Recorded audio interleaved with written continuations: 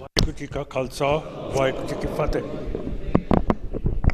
What the Sikh Federation has done, it's one of the smartest and good work that they have achieved in bringing the members of parliament closer to the Sikh nationals.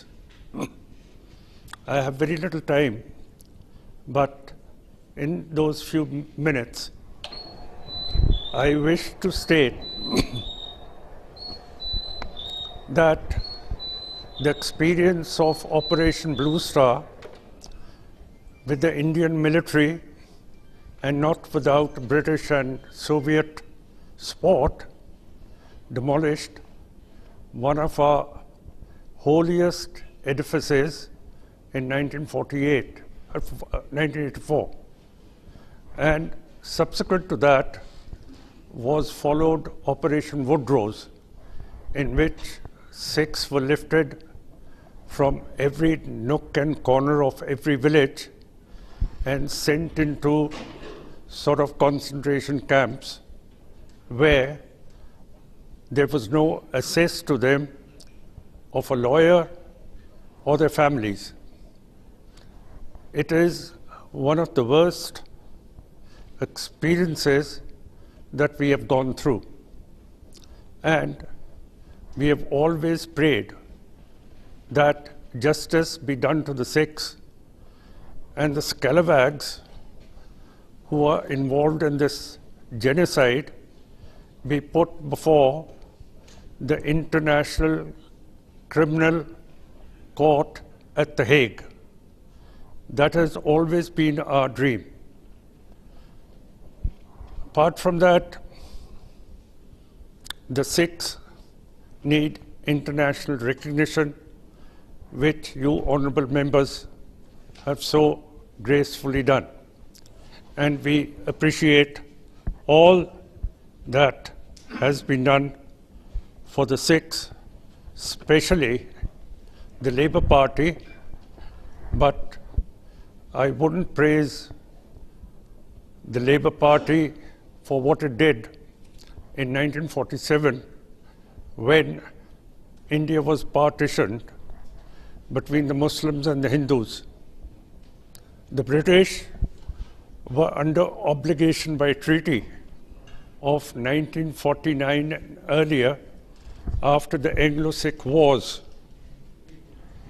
1849, after the Sikh Wars, to re-establish Sikh sovereignty. Sikh sovereignty was never annulled. It was never abrogated. It was suspended.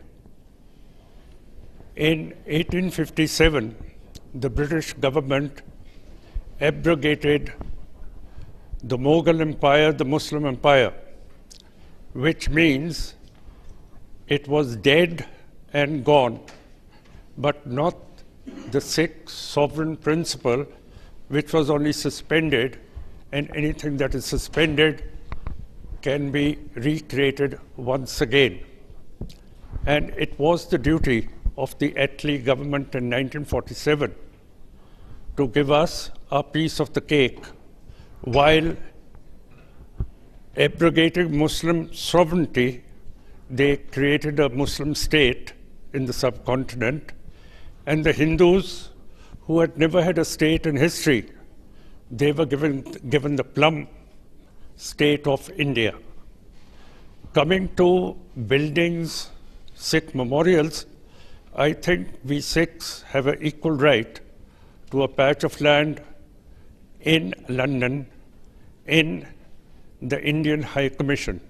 If you honorable members would try to get us that piece of cake in the Indian High Commission, they owe it to us, and so does the British people. Talking about women emancipation, I think the Sikhs emancipated the women in 1925 when the Shromani Gurdwara Act was passed. Sikh women were given the right to vote, whereas your women in that area were throwing bombs and fighting with the police, the suffragettes.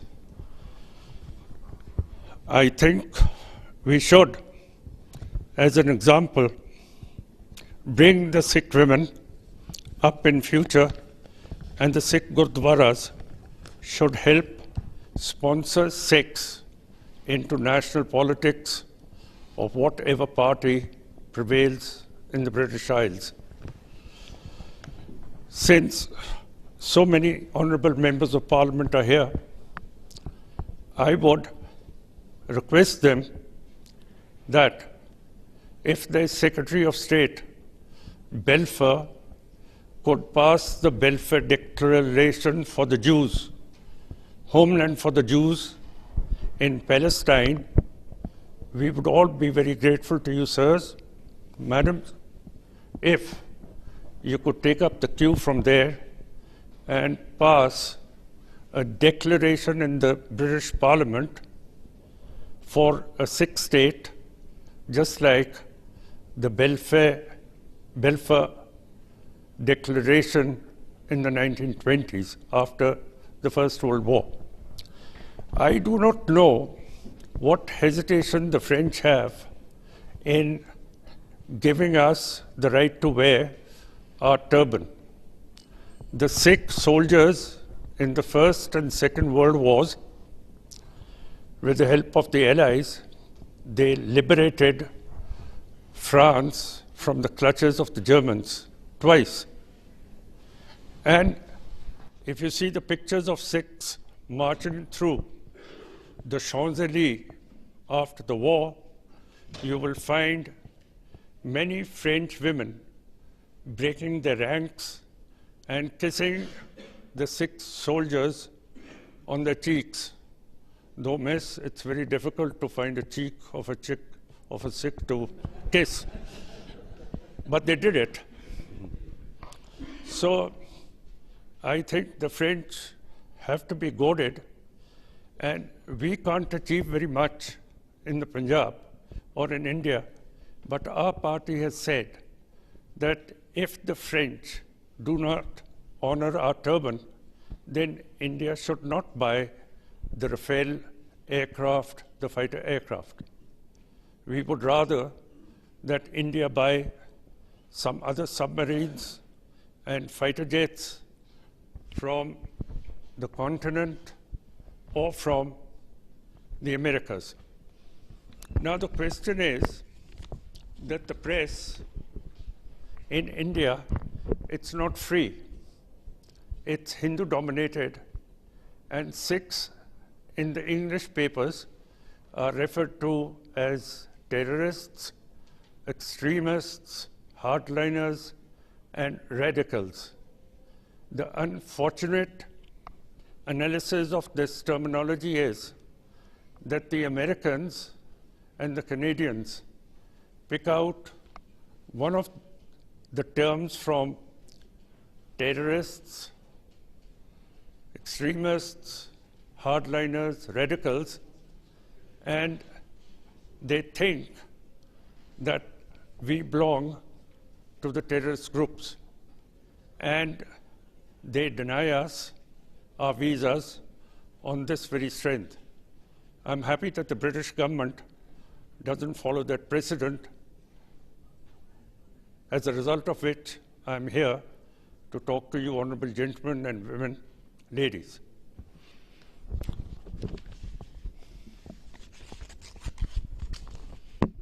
About Kamagata Maru and Jallianwala Bagh, I'm very clear that no apology should be given till the Indian government apologizes for Operation Blue Star and the genocide of the Sikhs.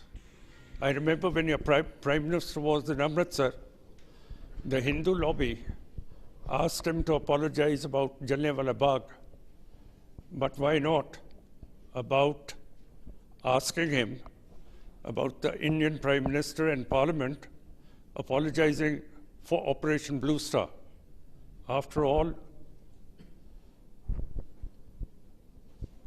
it amounts to the same thing, and I would ask you members of parliament to insist that India apologize to the Sikh nation for Operation Blue Star before the British Parliament apologizes for any of these misdeeds, or the Canadian Parliament, Mr. Trudeau, tomorrow apologizes to the House. Charity begins at home, and I very much would appreciate that if India leads in these apologies, it would win the love internationally of all people. If there is a statue of Gandhi in your premises who kicked the British out of India, then I think there should be a larger scope for a Sikh memorial who have supported the Sikhs, the British, and the Allies in the First and Second World Wars. But the welfare resolution, sir, is very, very important to give back to us the dignity and the historical deeds we've done for you in your conquests in Europe, Africa, Afghanistan. Nobody has stayed in Afghanistan for longer than 6 or a year. Neither the Russians, neither the British, neither the Americans. But it is the Sikhs who established order and law in that region in the 18th, 19th century.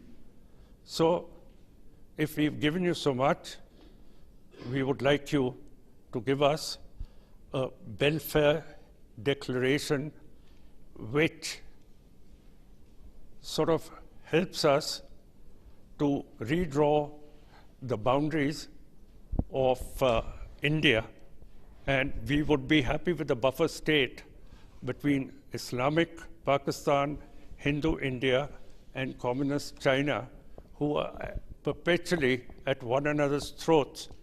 And if a nuclear war comes about in the subcontinent, the Sikh population would be totally annihilated and finished. It would be a good buffer state which would perpetually give peace to South Asia. Thank you very much, sir.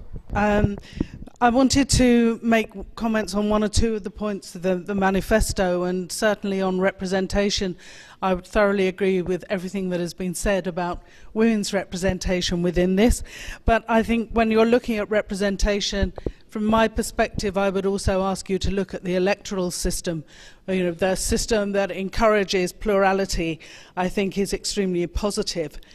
But in terms as well of just a little of what is happening at the moment at the European level, because I know that many of you have raised concerns on many occasions about France in particular, I think there is a very great need at the moment across Europe for much greater engagement, discussion about cultural dialogue, intercultural dialogue, a deeper understanding of how it is possible to be a good citizen and still wear your religious identity and your personal identity with pride. That these two things are not contradictory.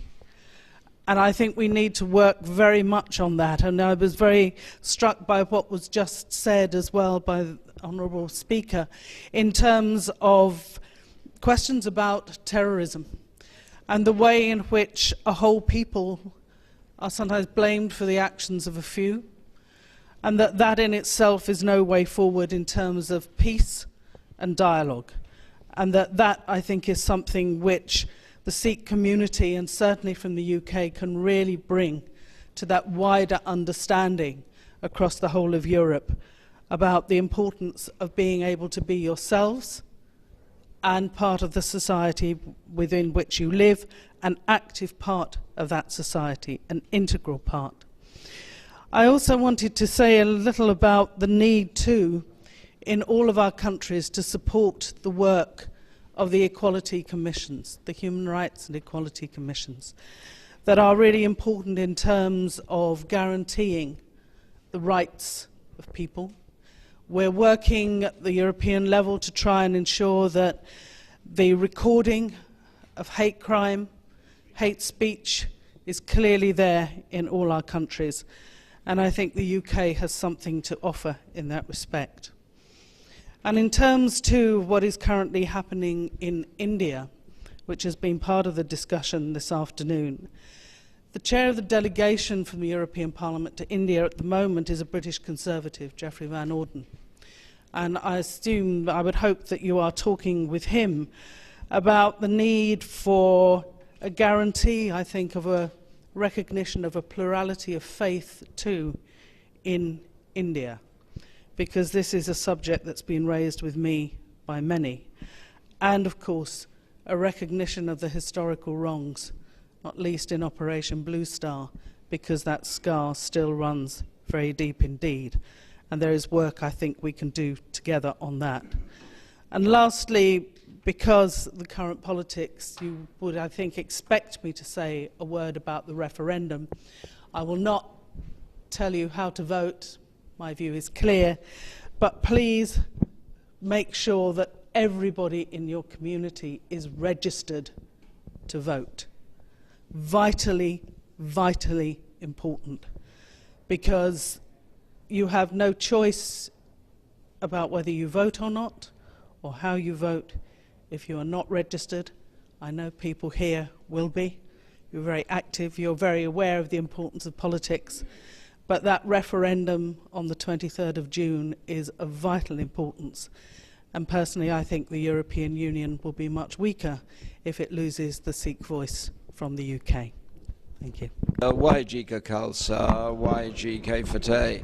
And it's a real pleasure to be here. I mean, I know it sounds immensely pretentious, but I was late because I've been at the Russian embassy, and once I've finished, I've got to shoot off because I'm meeting the Americans. But it's a real pleasure to be here and once again to engage with the community.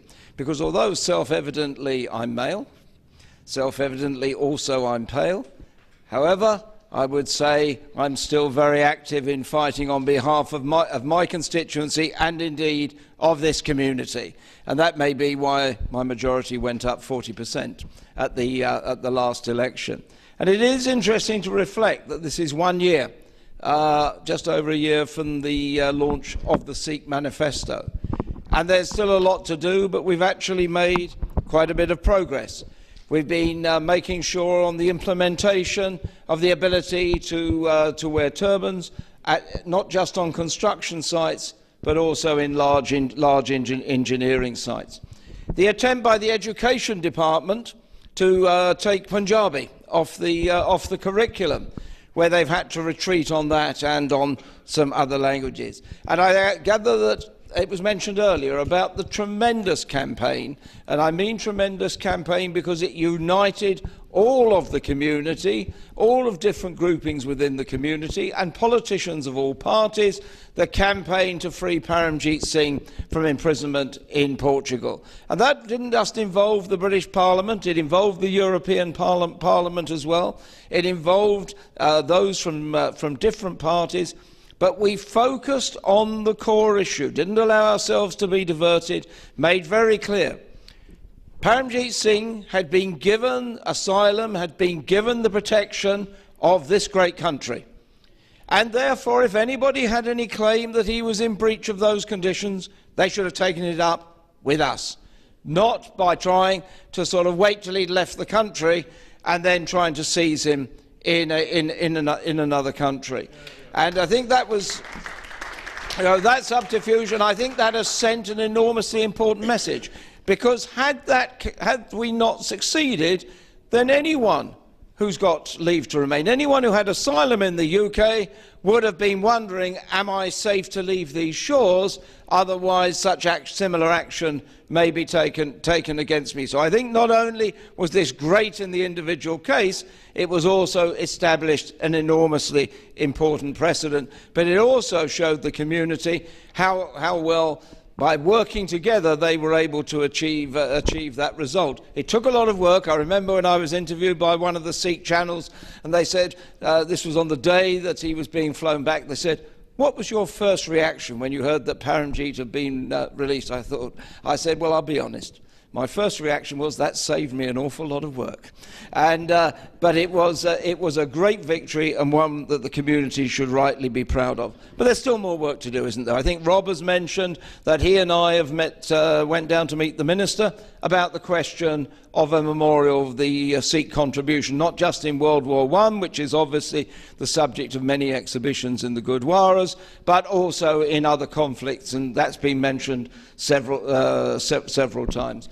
The question about France was raised, and Britain does have a unique responsibility in this, not just because of our long history, but also because of the sizable Sikh community in this country.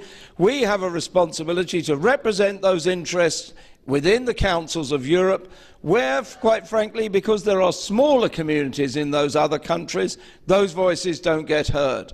And that obviously involves international travel, where, as you know, as Transport Minister, I did a number of measures that helped to deal with issues. But we need also to be raising those, and sometimes, quite frankly, it isn't even intentional discrimination, it's inadvertent, accidental, people not thinking through the consequences, as we've seen, for example, with detection equipment on explosives and so on.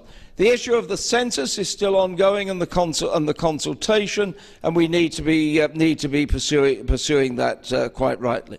But also, we should never forget that, although it's certainly mentioned in the last but one contribution. We will still be seeking justice for those who were killed